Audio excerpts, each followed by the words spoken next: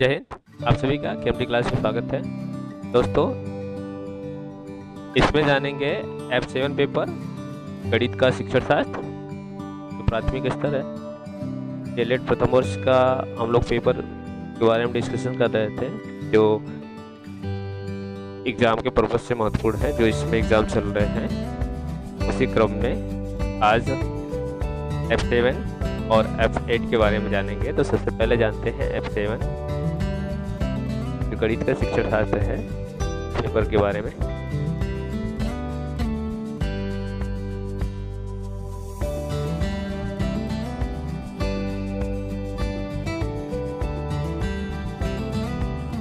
F7 गणित का शिक्षण शास्त्र प्राथमिक स्तर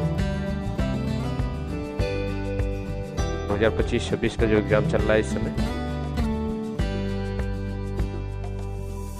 यह पेपर भी 35 नंबर का है। 35 नंबर के है।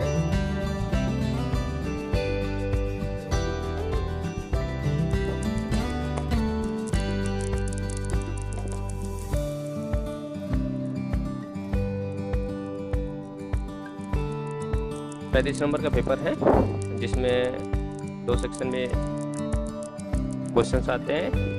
सेक्शन ए से कुल 5 प्रश्न करने होते हैं, सेक्शन बी से 1 प्रश्न करने होते हैं। 5 क्वेश्चन 5 नंबर के होते हैं। 5 into 5 यानी 25 नंबर के सेक्शन ए से आ जाते हैं और 10 नंबर से सेक्शन बी से। पहला क्वेश्चन है कि हमारे दैनिक जीवन में गणित शिक्षण की आवश्यकता और महत्व की चर्चा करें। गणित के बारे में है फ्रॉम और मिथक, ये 3 चीजें आता है, जिसे आप क्या समझते हैं। साथ ही साथ गणित की प्रकृति बताइए। प्राथमिक स्तर पर गणित सीखने सिखाने के विविध आधार क्या हैं, उदाहरण के साथ समझाइए, उदाहरण द्वारा समझाइए। प्राथमिक स्तर पर गणित सिखाने के उद्देश्यों की चर्चा करें। प्राथमिक स्तर पर गणित सिखाने के बिहार के प्राथमिक स्तर के गणित का पाठ्यक्रम तथा पाठ्यपुस्तक की चर्चा करें। अगला प्रश्न है, गणित सीखने में ओरिगामी किस प्रकार सहायता कर सकता है, उदाहरण देकर समझाइए। क्या बच्चे एक साथ एक से अधिक संक्रियाओं को सीख सकते हैं, उदाहरण सहित स्पष्ट कीजिए। आप ऐसी 2 गतिविधियों का निर्माण कीजिए जिससे यहाँ पे जिससे कर देना है, जिससे बच्चों में वर्गीकरण क्षमता का विकास करने में मदद मिल सके। अमानक इकाइयाँ, मानक इकाई और मानक इकाई 2 इकाई होती हैं।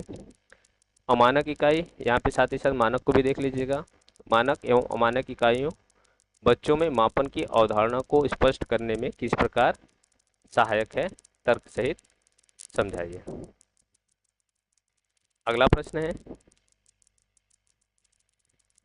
बच्चों के संज्ञानात्मक विकास में गणित किस प्रकार सहायक है, उदाहरण के साथ समझाइए।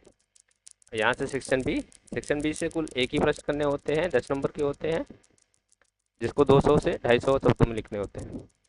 प्राथमिक स्तर पर गणित शिक्षण का राष्ट्रीय पाठ्यचर्या की रूपरेखा 2005 के अनुसार गणित शिक्षण के उद्देश्य का वर्णन करें।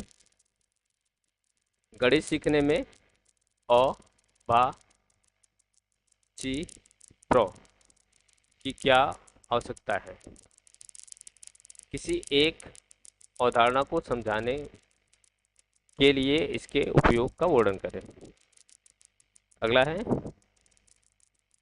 आप बच्चों की सोच का गणितीकरण किस प्रकार कर पाएंगे, 100 उदाहरण व्याख्या कीजिए। किन्हीं 2 पर टिप्पणी लिखे। मापन व अनुमान, आंकड़ों का प्रस्तुतिकरण, संख्यापूर्ण अवधारणा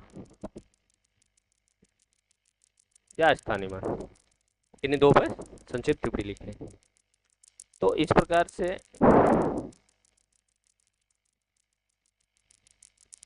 गणित शिक्षण का जो गणित का शिक्षण शास्त्र है, आप इस प्रकार से इसमें आप प्रश्न बना सकते हैं।